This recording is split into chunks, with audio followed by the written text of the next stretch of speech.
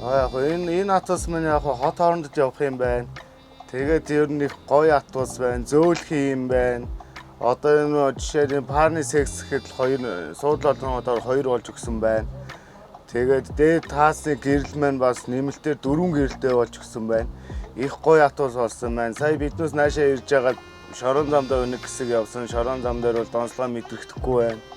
Их зөөлх автобус байна даа л гэж хэлээ даа би одоо. Итонгийг одоо би энэний өмнө нэг итонг даан итонг байдаг шүү дээ нэг.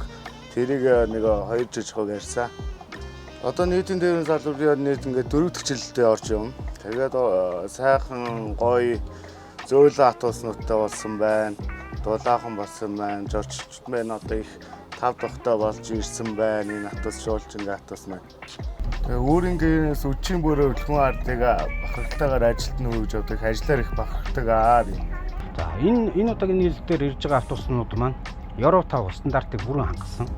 Хот орчимд явах зорчигчдод зориулсан пэшний тусгай хэсэгтэй.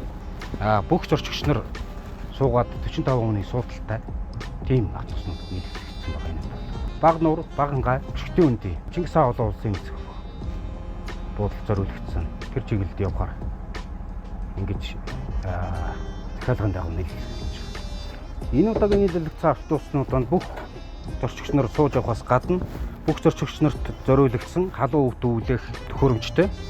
Энэ суудлууд хойшоо налж хитэн зорчигч нарыг хот орчимд тээвэрлэхэд шаардлагыг бүрэн хангасан. Энэ улс хооронд явдаг автобусны чанарын шаардлагын дагуу бид нар захиалж нийлүүлэгдсэн автобуснууд болохоор зорчигчийн ая тухыг бүрэн хангасан. Бид нар одоо нийлүүлээд энэ замын үдээс одоо өөрөө суугаад ирлээ. Маш тав тухтай. Ямар ч тийм бартаасаадыг мэдэрсэнгүй. Зөөлөн явдалтай, хийн умтай ийм дагуу талтай автобус байгаа. За ингээд зорчигчдын 5-ын жолооч дансах гэдэг юм байна. Маш их өндөр байна. Сайхан шинэ автобусан дээр суулаа. Сайхан сэтгэл бол өндөр байна. Тэгээ энэ автобусыг авцраад ингээд Монгол улсынхаа нүр тариа одоо явж байгаадаа би баяртай байна.